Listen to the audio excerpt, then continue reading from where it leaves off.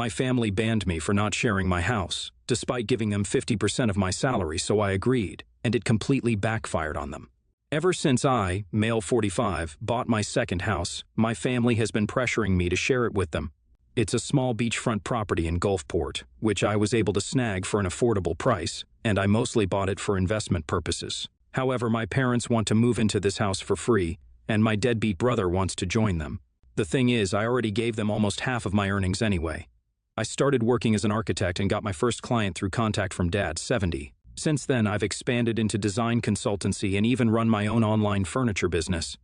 Honestly, I think that it's because of the hard work that I've gotten to the point where I'm this wealthy, but my family believes that they're the ones who are directly responsible for my success. Of course, they paid for my college and landed me my first client, but they paid for my brother's college too, and he's barely getting by. He threw his money away on scams or alcohol, and they've never said a word to him. Honestly, with the amount of my earnings I have given to my parents, they are more than set for their golden years. It just feels like they want the benefit of a fancier property in a nicer area, and that too without paying a cent. The new house has soured things between me and my family. I'm single by choice, don't spend a lot, and honestly prioritize my parents' happiness too, which is why I sent them so much money. However, this house was going to be my passion project, and I was going to flip it for a profit. Even though I tried to explain that it wasn't about money and it was about the emotional attachment I had with this house, it fell on deaf ears. I ignored them and started working on the house without telling them. And it's currently halfway through remodeling. My brother Luke, male 38, also keeps trying to make things worse between my parents and me. He and I have never gotten along and barely talk, with our parents acting as the only mediators between us.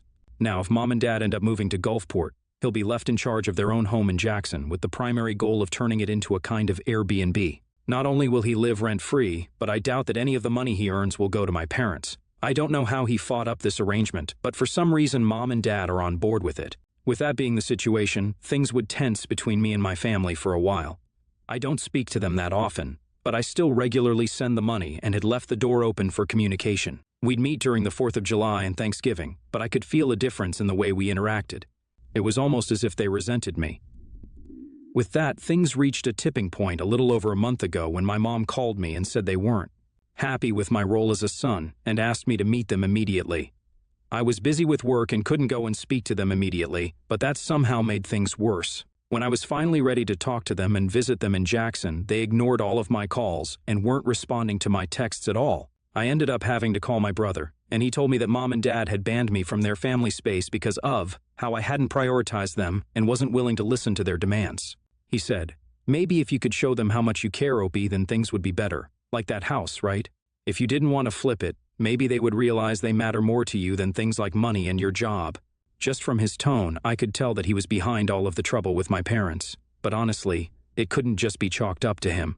Mom and Dad were being gullible and letting that damage our relationship, and I needed to teach them a lesson. So, I figured out a way to finally make my parents realize that my brother was an a-hole, while also showing them why exactly their demands were a bad idea. First things first, I texted Luke saying that he was right and that I needed to go over the logistics of shifting my parents into the second house, along with regaining their trust. Within 5 minutes, Luke called me and said, "It's great to see you change your mind, Opie." Now, the next part was telling him about the remodeling status of the house. I admitted to him that I had started work on the house, and there were a few nickels that needed to be sorted out, and sent him some pictures. Luke, being Luke, focused on himself first and said that it wasn't a big deal, that Dad was a pretty handy person, and he'd live with the construction while things got sorted. I then said that I'll hand over the responsibility of making sure the house was livable to him, and that was that. He spoke to my parents, and I'm sure he downplayed the situation the house was in, ensuring he could live alone in our parents' house.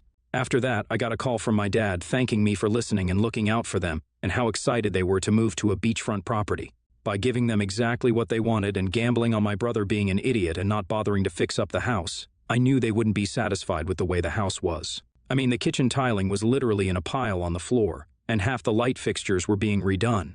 These were things I had shown Luke, but I don't think he would have shown them to Mom and Dad. All I did after that was wait. Sure enough, after I picked up my parents in Gulfport and drove them to the house, I could tell they will live it as soon as I opened the door and show them the state of the house. When I was questioned on it, I innocently said, "Oh, did Luke not tell you? It's part of taking the house. You should have fixed it by now." Then I left without even helping them unpack or sort out the moving truck. Soon after, I got an aggressive call from my brother claiming that I had lied about how bad the house was. I had not. He was simply an idiot who thought that a house can be fixed up in a couple of weeks with zero effort, and screaming at me about how this had affected our parents. They had moved all their stuff down to Gulfport and were now without a proper place to live. Their two options were to either move back immediately or check into a hotel. I do think I ended up teaching my family a lesson when it comes to constantly demanding things from me and not respecting my boundaries, but I do kind of feel like the a-hole for putting my parents through so much when the main issue was Luke. He basically didn't get inconvenienced by this at all, and all he has to deal with is our parents' anger, and if he's slimy enough, he could probably calm them down or shift the blame around. Did my plan backfire? Update 1. Okay, so I thought a little about what could happen, and I decided the best thing to do would be to come clean to my parents about what I did and ask them to stay with me for a few days. While they were with me, I learned that Luke didn't even mention that the house was being remodeled, and only said there was a little bit of work to be done. They steadily got angrier and angrier at the way they had been treated and honestly had a breakthrough when it came to realizing that my brother was mooching off of them. The icing on the cake was that one of their neighbors from Jackson called them and said that Luke had organized some kind of party at their house and had been extremely rude when people in the neighborhood asked him to tone it down. I mean, a 38-year-old acting like a teenager, it was just sad. Even though my parents have learned that my brother is a no-good freeloader, I did also vent and give them a piece of my mind about how they never respected my demands for the house and how they didn't appreciate the fact that I sent them so much of my earnings each year. They felt really bad and, in fact, asked me to stop sending the money each year as they had saved up enough to get by. They then dropped a bomb on me that a large chunk of that money was used by my brother to fund his business ideas or to screw around in attempts to upskill himself. Which, since I knew what my brother got up to, was just fancy talk for taking vacations and doing random that counted according to him as life experience. After that, I offered them an ultimatum. I would remain their son if and only they banned Lou because they had banned me. It seems harsh, but it's only fair. It's no good if my brother never learns to be his person, and at this point, I despise his guts. To my surprise, my parents didn't take too much time to mull over it and said that they had changed their perspective on their youngest son after what he did to them with the house. They'll be moving back in a few days and then basically kicking Luke out. Update 2. So the parents are back home, and I went with them to make sure Luke didn't try anything funny. At this point, I wouldn't put it past him. You guys can imagine exactly how well it went, shouting, screaming, promises that he would change, accusations of me being a manipulator, ironic, and the works. Eventually, we threatened to call the cops, and he went over and stayed with a friend of his. A couple of days later, he took his stuff and moved out, but not after borrowing a couple of grand from Dad to help him pay rent. We're never going to see that money again, huh? But I guess he's going to find work and stand on his own feet now. I'm going to NC with him, and so are my parents, and I can only hope that my brother finally learns how to be a good person. Update 3. Nothing much to add, just that Luke was behaving like an absolute psycho. He kept the spare key for the house and came home one day and begged to be let back into the family. My parents stayed firm on their decision, but did tell him that if he could prove that he was an independent and mature person, they would speak to him and respect him as their son. I don't think he's going to change, but that's their choice, and I understand where they're coming from.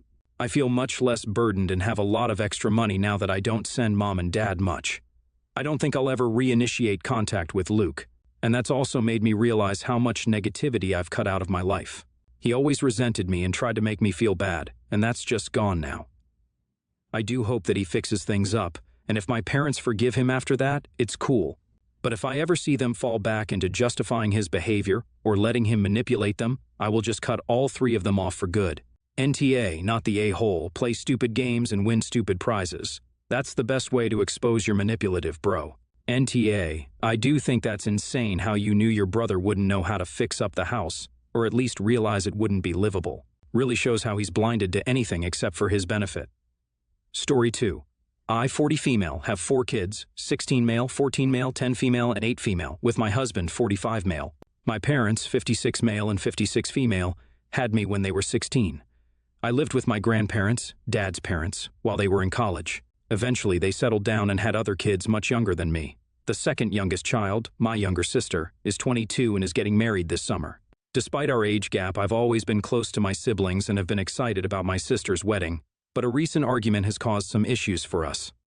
Our 14-year-old Jason is a freshman in high school. He asked a girl out to the 7th grade dance 2 years ago. Shortly after, they started dating and dated for a bit over a year.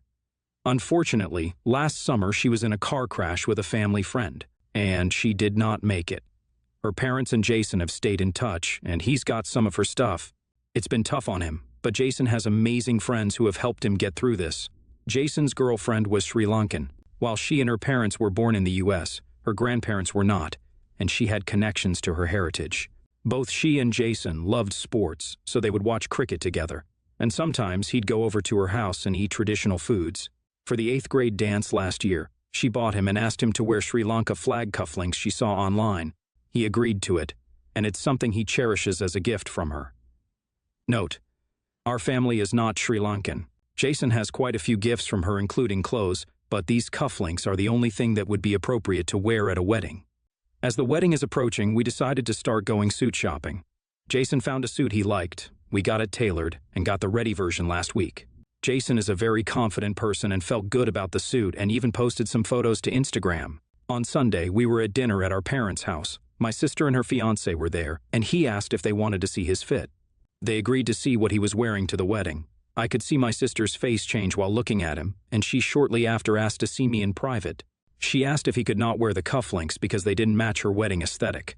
When I asked her to elaborate, all she said was that she's going for a traditional theme, and when I nudged her, she said she didn't think the cufflinks matched a traditional American wedding and said she didn't want anything that could cause people discomfort. Shortly after that, we left, and I spoke about it with my husband, who agreed with me that her request was ridiculous, and we texted her saying he would be wearing them, and if he couldn't, he would not attend. She texted our parents and siblings, and it's caused a mess. Some of our family is siding with us, but others are saying because it's her wedding, we should respect her rules. AITA, am I the a-hole? NTA. I guess not matching a traditional American wedding aesthetic is the new way to say, I'm a racist a-hole. How in God's name can a 15-year-old's cufflinks cause people discomfort? This is so insulting and unnecessary, and there is no such thing as doing whatever the bride and groom say just because it's their wedding when they are being idiots. I would absolutely die on the hill, and just about any hill, that involves someone telling me what jewelry I'm allowed to wear. I am not a native English speaker, and reading this I thought cufflinks are those small things on suits you hardly see, right? Then I thought, but why would she make such a big deal out of it? So I Googled it, and I was right. Cufflinks are those small things on suits. Why are people fighting over a teenager wearing such small, barely noticeable things? He knows they are there, and they give him emotional support, so he should wear them because he likes them, but any other person has to almost sniff his hands to notice the cuffs. Story 3. We have been happily married for 7 years with a 4-year-old daughter. We rarely have disagreements, much less major arguments. She was born and raised in China, moved to the US in 2011, naturalized, and has no intention or desire to return. Her family, including her parents, live in China. She's currently a stay-at-home mom. I was born in Japan but was raised in the US. I am the family breadwinner and handle all our finances, etc. When our daughter was born, my wife's parents stayed with us for a whole year. I had apprehension about this, but we had a new baby. My wife was still working, and I didn't want them to feel unappreciated. They are objectively not bad people. They love our daughter and were helpful in supporting my wife. But there is a huge cultural and language divide that I'm not sure can be overcome. I realize it's normal in many other cultures for the in-laws' parents to basically live with the family and grandchildren, but this certainly wasn't the case with me. My in-laws have been to the US all of 3 times. They don't speak English. They are not really aware of Western social boundaries and norms. They are also of the age where they aren't really interested in learning these norms.